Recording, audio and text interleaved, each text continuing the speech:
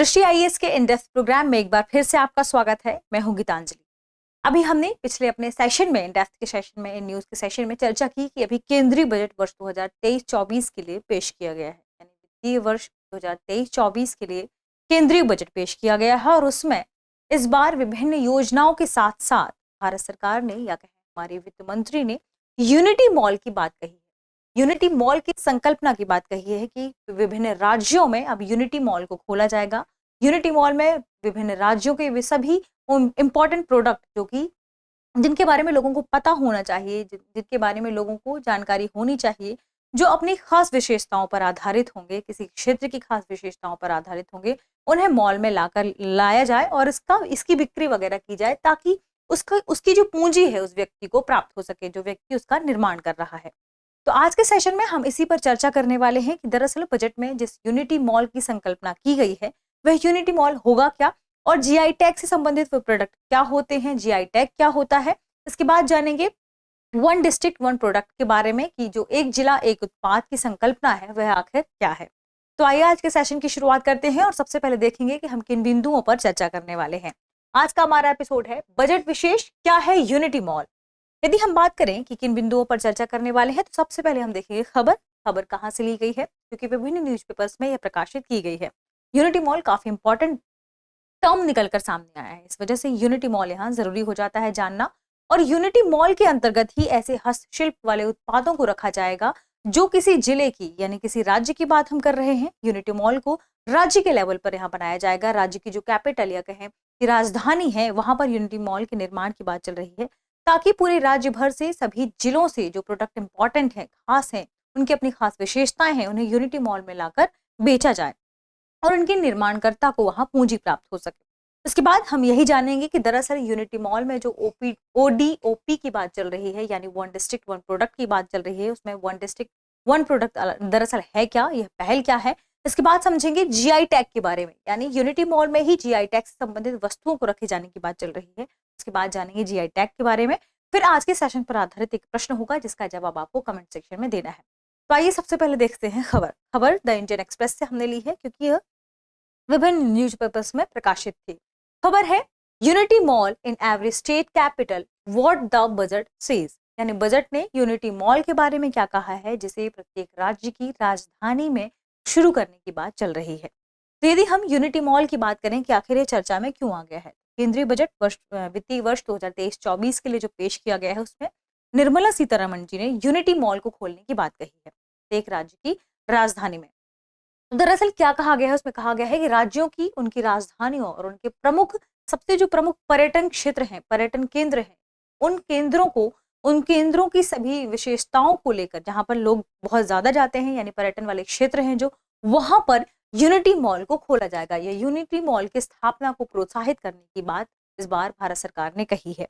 तो ऐसे क्षेत्र जहां पर या तो वो राज्य की राजधानी वाला क्षेत्र है या उस पूरे राज्य में वह पर्यटन के लिहाज से काफी फेमस जगह है, वहां पर यूनिटी मॉल को खोलने की बात चल रही है, जिसमें पर्यटन के पूर्ण पैकेज के रूप में 50 चयनित स्थलों को विकसित करने की घोषणाएं बजट में की गई है। यानी पर्यटन के लिहाज से जो क्षेत्र काफी महत्वपूर्ण है, पूरे देश भर में 50 कौन से महत्वपूर्ण स्थल हैं उनको भी विकसित करने की बात चल रही है। यानी देखो अपना देश, जो हमारी योजना चल रही है उसी के अंतर्गत ये सारी चीजें चल रही हैं। जो सर्किट हमने बनाए हैं पर्यटन के लिहाज से, उन्हीं के अंतर्गत इन पर्यटन को बढ़ावा देने की बात इसमें चल रही है। ये तो हमने देखा कि ये चर्चा में क्यों है। अब हम बात करते हैं यूनिटी मॉल के संदर्भ में कि दरअसल यूनिटी मॉल है क्या।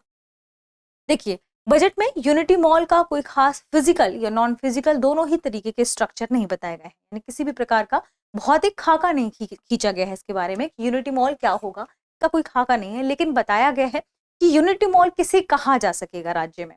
तो एक तो ऐसे स्थान पर बनाए जाएंगे जहां पर राजधानी इंपॉर्टेंट है, जिस राज्य की राजधानी काफी फेमस है, या वह क्षेत्र जो पर्यटन के लिहाज से काफी फेमस है, जहां लोगों का आना जाना काफी मात्रा में होता है, देश विदेश के लोग वहां पर आते हैं पर्यटन के लिए। तो ऐसे क्षेत्रों में यूनिटी मॉल को बनाया जाएगा ताकि आपके जो प्रोडक्ट यूनिटी मॉल में रखे जाएंगे या किसी व्यक्ति के जो product one district one product के तहत जो प्रोडक्ट यूनिटी मॉल में रखे जाएंगे, उनकी खास विशेषताएं वर्ल्ड लेवल पर भी पहुंचे, उनकी जो जीआई टैग वाले पहचान वाली जो वस्तुएं हैं वे भी अंतर्राष्ट्रीय लेवल तक पहुंचे। इसलिए यहाँ पर ऐसे ही क्षेत्रों में यूनिटी मॉल को खोलने की बात चल रही है।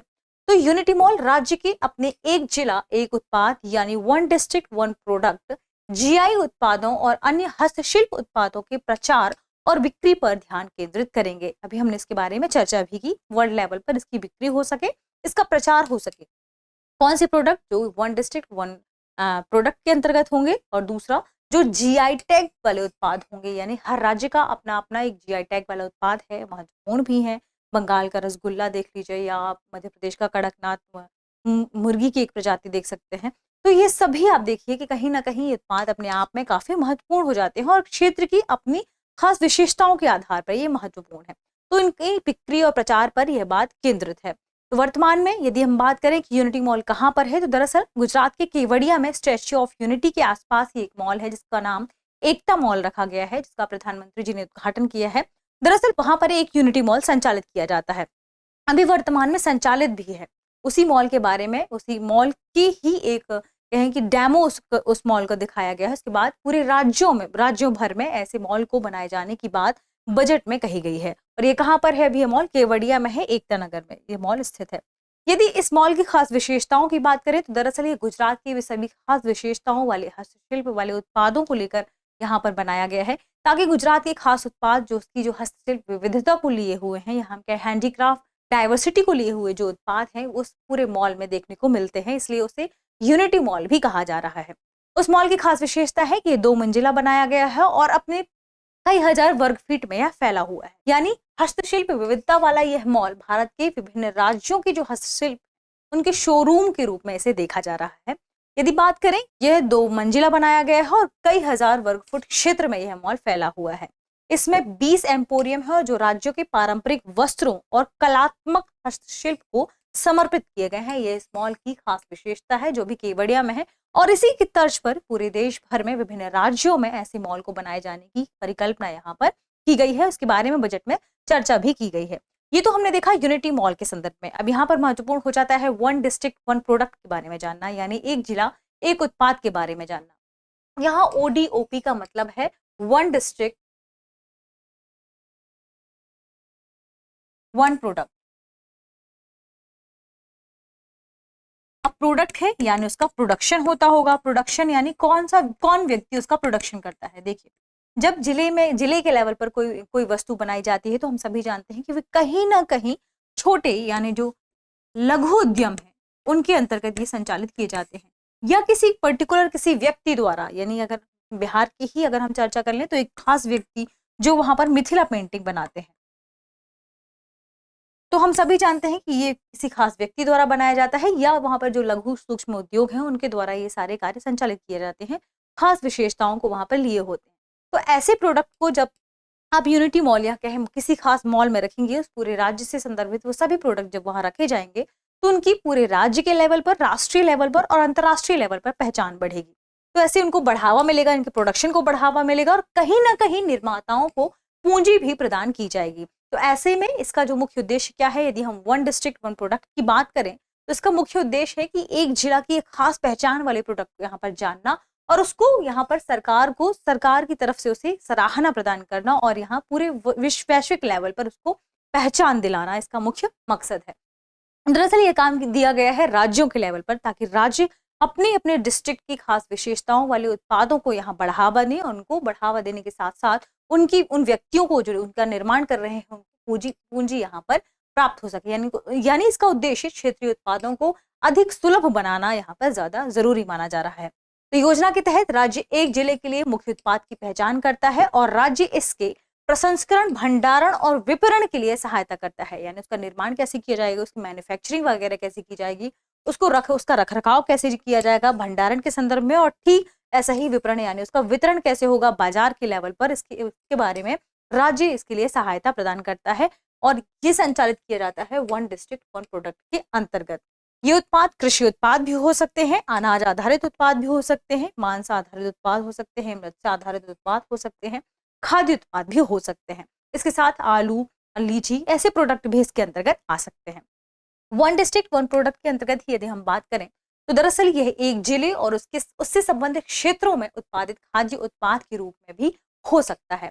ऐसे उत्पादों में कौन कौन चीजें शामिल है, तो देखिए लीची, टमाटर, साबूदाना, किन्नू, भुजिया, पेड़ा, पापड़, अचार, बाजरा आधारित उत्पाद, मत्स्य पालन, पोल्ट्री आदि इसके अंतर्गत शामिल किए जा सकते हैं और शामिल किए भी गए हैं अलग अलग राज्यों के लेवल पर। इसके साथ इसमें कुछ और खास विशेषताएं हैं इसकी कि इसमें वेस्ट टू वेल्थ उत्पादों सहित कुछ अन्य पारंपरिक और अभिनव उत्पाद भी शामिल किए गए हैं, जैसे शहद और आदिवासी क्षेत्रों में लघु वन उत्पाद आदि इसके अंतर्गत शामिल है। खास विशेषताओं को लिए हुए हैं, इसलिए हमने चर्चा की वन डिस्ट्रिक्ट वन प्रोडक्ट के बारे में। अब हम जानते हैं जीआई टैग के बारे में। यहाँ जीआई टैग यानी जीआई का फुल फॉर्म क्या है? Geographical indication. इंडिकेशन संकेतक, जियोग्राफिकल यानी भौगोलिक, यानी किसी भूगोल, क्षेत्र, जगह के आधार पर यदि आप किसी वस्तु को इंडिकेट करते हैं, संकेत देते हैं कि यह इसी क्षेत्र का है, इसी भौगोलिक क्षेत्र में इसका उत्पादन हुआ है, तो उस प्रोडक्ट को कहा जाता है जीआई टैग। उस प्रोडक्ट को जो टैग दिया जाता है उसे ही कहा जाता है जीआई टैग। किसी प्रोडक्ट को जब जीआई टैग मिल जाता है यानी वह उस प्रोडक्ट की खासियत बता रहा है। जब आप किसी खास पहचान वाले किसी क्षेत्र के प्रोडक्ट को यहाँ पर जीआई टैग दे देते हैं तो उसकी वैल्यू बढ़ जाती है, उसका वैल्यू एडिशन हो जाता है और अंतर्राष्ट्रीय लेवल पर वह खास माना जाता है। तो जब कोई वस्तु अपने क्षेत्र की या किसी खास भूगोल की विशेषताओं को लिए हुए होता है तो उसकी अपनी वैल्यू होती है, उसके अपने गुण होते हैं, उसकी अपनी गुणवत्ता होती है। इसी आधार पर उस वस्तु को जीआई टैग दिया जाता है। यानी उत्पादों पर उपयोग किए जाने वाले एक संकेतक को कहा जाता है जीआई टैग और यह इसकी विशिष्ट भौगोलिक उत्पत्ति या उसकी पहचान होती है। यानी विशिष्ट भौगोलिक क्षेत्र से उत्पन्न होते हैं ऐसे प्रोडक्ट जो खास विभिन्न क्षेत्र से उत्पन्न होते हैं और जिसके कारण उनमें अद्वितीय विशेषताएं और गुण होते हैं, तो ऐसे प्रोडक्ट को जीआई टैग दिया जाता है। किसी भी रीजन का जो क्षेत्रीय उत्पाद होता है उस क्षेत्र की पहचान होती है और क्षेत्र की पहचान के लिए ही उस क्षेत्र की उस खास वस्तु को, प्रोडक्ट को आप जीआई टैग इंडिकेशन देते हैं। तो यहाँ पर कई ऐसी चीजें हैं जिनके विभिन्न राज्य हैं, विभिन्न राज्यों की अपनी खास विशेषताओं पर आधारित यहाँ पर कई प्रोडक्ट हैं जिन्हें जीआई टैग दिया भी गया है। तो पश्चिम बंगाल के रसगुल्ला जो कि उसकी अपनी खास विशेषता है इसलिए उसको जीआई टैग दिया गया है। ऐसे ही बिहार की लीची, शाही लीची जो कि मुजफ्फरपुर में होती है, उसे भी जीआई टैग दिया गया है। मध्य प्रदेश की बात करें तो यहाँ पर कड़कनाथ जो कि मुर्गी की एक प्रजाति है उसे भी यहाँ जीआई टैग या जीआई इंडिकेशन दिया गया है। ऐसे ही विभिन्न अलग अलग राज्यों के लेवल पर जीआई इंडिकेशन टैग यहाँ पर दिया गया है। इसके साथ यदि बात करें कि दरअसल जीआई टैग देना कब शुरू किया गया, इसके बारे में कब भारत में चर्चा हुई, क्योंकि अंतर्राष्ट्रीय लेवल पर यह पहले से ही चल रहा था। पेटेंट, जीआई टैग या ट्रेडमार्क जैसी चीजें चल रही थी। तो भारत में संसद ने उत्पाद के रजिस्ट्रीकरण और संरक्षण को लेकर दिसंबर 1999 में एक अधिनियम पारित किया। वर्ष 1999 में अधिनियम पारित किया गया और वर्ष 2003 में इसे लागू कर दिया गया। इसके बाद भारत में खास विशेषताओं को लिए यदि कोई प्रोडक्ट है किसी राज्य का तो उसके लिए यहाँ पर जीआई टैग दिया जाने लगा, जिसकी वजह से उसे वर्ल्ड लेवल पर भी पहचान मिली। यह हमने देखा जीआई इंडिकेशन के बारे में। जीआई टैग के ही प्रोडक्ट की बात करें तो जीआई टैग से जो संबंधित प्रोडक्ट है वो कृषि प्रोडक्ट भी हो सकता है, प्राकृतिक कोई प्रोडक्ट भी हो सकता है, विनिर्मित यानी मैन्युफैक्चर्ड कोई प्रोडक्ट भी हो सकता है। यानी कुछ ऐसे राज्य हैं जहाँ के अपने खिलौने, आप कहें लकड़ी से बने खिलौने भी फेमस हैं, तो ये अपने आप में निर्मित खिलौने माने जाएंगे। ऐसे यानी आप कह सकते हैं कि ऐसे प्रोडक्ट को भी यहाँ शामिल किया जाता है जो विनिर्मित होते हैं, प्राकृतिक होते हैं। तो आपने प्राकृतिक भी इसके बारे में अभी चर्चा भी कर ली कि किसी जगह की यदि कोई खास विशेषता लिए हुए प्रोडक्ट है, जैसे हल्दी, केरल की कोई हल्दी फेमस है तो उसे यहाँ पर शामिल कर लिया गया है। किसी क्षेत्र का गुड़ फेमस है जो कि कृषि आधारित है, गन्ना फेमस है तो गन्ने से गुड़ बनता है, उसका निर्माण करने की जो प्रक्रिया है अपनी अपनी अलग है, तो उसी आधार पर यहाँ पर उस प्रोडक्ट को, उत्पाद को यहाँ पर दे दिया जाता है जीआई टैग। अब बात करें कि जीआई टैग की गारंटी के संदर्भ में यदि बात करें तो दरअसल अनिवार्य रूप से टैग गारंटी देता है कि उत्पाद उस विशिष्ट या खास क्षेत्र से संबंधित है। यह अंतर्राष्ट्रीय बाजार में एक तरह का ट्रेडमार्क भी है जिसे जीआई टैग कहा जाता है। ये हमने बात कर ली जीआई टैग के बारे में। अब हम पर्यटन के लिहाज से यदि बात करें तो हमने अभी चर्चा भी की कि सरकार पर्यटन के लिहाज से भी बढ़ावा दे रही है ताकि भारत में पर्यटन को बढ़ावा मिले। पर्यटन जब बढ़ावा मिलेगा तो भारत में राजस्व आएगा पर्यटन से। तो विभिन्न राज्यों में जब यूनिटी मॉल बनेंगे, ऐसे प्रोडक्ट बढ़ेंगे, वन डिस्ट्रिक्ट वन प्रोडक्ट बढ़ेंगे, इसके साथ जीआई टैग वाले प्रोडक्ट की संख्या बढ़ेगी तो लोग इससे आकर्षित होंगे और पर्यटन के लिहाज से भी लोग भारत आते हैं। वैसे में भारत को राजस्व की प्राप्ति होगी। तो घरेलू और विदेशी पर्यटकों पर फोकस करने के साथ पर्यटन के विकास पर इस बार भारत सरकार ने यहाँ पर ध्यान केंद्रित किया है। पर्यटन स्थल के सभी प्रासंगिक पहलुओं को शामिल करते हुए एक ऐप बनाने की शुरुआत करने की बात कही है ताकि देखो अपना देश के संदर्भ में और पर्यटन के लिहाज से जो हम सर्किट का निर्माण कर रहे हैं के अंतर्गत विभिन्न राज्यों में लोग यहाँ पर्यटन के लिए जाएंगे और इससे भारत को राजस्व की प्राप्ति होगी। ये हमने देखा खास विशेषताओं पर आधारित प्रोडक्ट के बारे में, पर्यटन के लिहाज से क्या क्या किया जा सकता है इसके बारे में। अब आज के सेशन पर आधारित आज का प्रश्न देखिए। प्रश्न है, संसद ने उत्पाद के रजिस्ट्रीकरण और संरक्षण को लेकर कब अधिनियम पारित किया था? और हमारे ऑप्शन है दिसंबर 1999, मार्च 1991, फरवरी 2001 या अक्टूबर 2003। इस प्रश्न का सही जवाब कमेंट सेक्शन में देना ना भूलें, क्योंकि आपकी प्रतिक्रिया हमें बेहतर बनने के लिए प्रेरित करती है। पढ़ते रहिए, रिवीजन करते रहिए। शुक्रिया।